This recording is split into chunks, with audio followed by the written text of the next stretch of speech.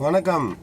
ஜெர்மனியில் எம்எஸ் படிக்கிறதுக்கான video series என்னுடைய ஜேர்னியை நான் இதில் ஷேர் பண்ணிட்டு வரேன். அதை ரோபோ சங்கர் சொல்லுவார்ல, அன்னைக்கு காலையில் அப்படின்னு ஒரு படத்தில், அது மாதிரி இன்னைக்கு காலையில் எழுந்த உடனே யூஸ்வலாக மெயில் செக் பண்ணுறது பழக்கம். செக் பண்ணும்போது யூனி அசிஸ்ட் அவங்களுடைய ஒர்க்கை முடிச்சிருக்காங்க. நான் முன்னாடி சொன்ன மாதிரி யூனி அசிஸ்டுக்கு 4 வாரம் தேவைப்படும். ஸோ நீங்கள் அதுக்கு தகுந்த மாதிரி பிளான் பண்ணிக்கணும். எந்த டாக்குமெண்ட் கொடுத்தாலும் 4 வாரம் சாலிடாக எடுக்கிறாங்க. கரெக்டாக 1 மாதம் கழித்து தான் வந்து அவங்களுக்கு உங்களுடைய ரிவ்யூ வரும்.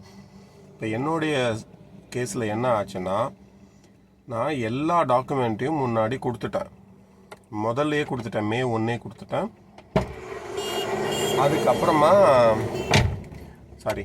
அதுக்கப்புறம் 1 மாதம் கழித்து தான் வந்து எனக்கு அந்த டாக்குமெண்ட்டோட ரிவ்யூ வந்தது. அந்த எல்லா டாக்குமெண்ட்டில் ஏபிஎஸ் மட்டும் மிஸ் ஆகிருந்தது. நான் சொல்லியிருந்தேன், ஏன்னா ஏபிஎஸ் அப்ளை பண்ணி அவங்க வந்து ஒரு 4 வாரம் கழித்து தான் ஆரம்பிப்பாங்க. ஏபிஎஸ் எனக்கு முடிச்சுட்டு வர்றதுக்கே 6 வாரம் ஆயிடுச்சு.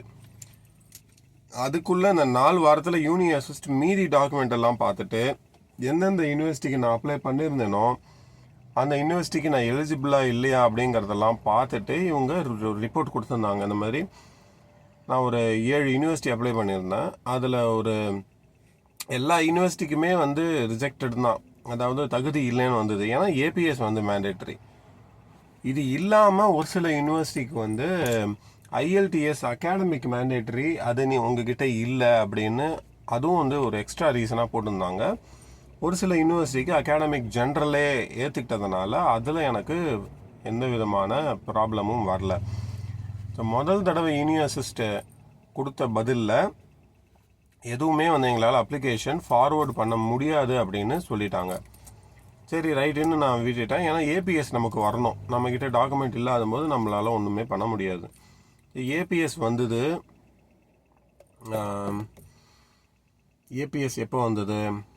கொஞ்ச நாள் முன்னாடி வந்தது.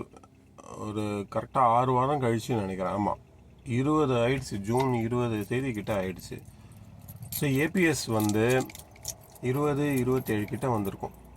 நான் அப்லோட் பண்ணிட்டேன். இப்போ யூனி அசிஸ்ட் இன்றைக்கி காலையில் மெயில் ஓப்பன் பண்ணால் அப்பாடான்னு இருந்தது. ஏன்னா ஒரு 2-3 யூனிவர்சிட்டிக்கு வந்து அவங்க சொல்லியிருந்தாங்க, இந்த மாதிரி we are pleased to announce that we are forwarding your application in another couple of days. ஒரு 2 நாளில் உங்களுடைய அப்ளிகேஷன்லாம் அந்தந்த யூனிவர்சிட்டிக்கு நாங்கள் அமுச்சு வச்சுருவோம் அப்படின்ட்டாங்க. அப்பாடான்னு ஒரு பெரிய ரிலீஃப் ஆயிடுச்சு. இன்னும் 2-3 யூனிவர்சிட்டிக்கு என்ன சொல்லிட்டாங்க, உங்களுக்கு ஐஎல்ஸ் அகாடமிக் இல்லை, அதனால நாங்கள் வந்து அனுப்ப மாட்டோம் அப்படின்னு சொல்லிட்டாங்க.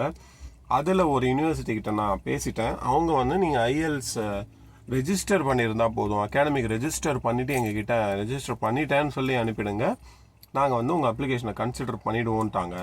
இப்போ இதில் ஒரே ஒரு சிக்கல் என்ன அப்படின்னா, யூனி அசிஸ்ட் அனுப்ப மாட்டேன்ட்டாங்க.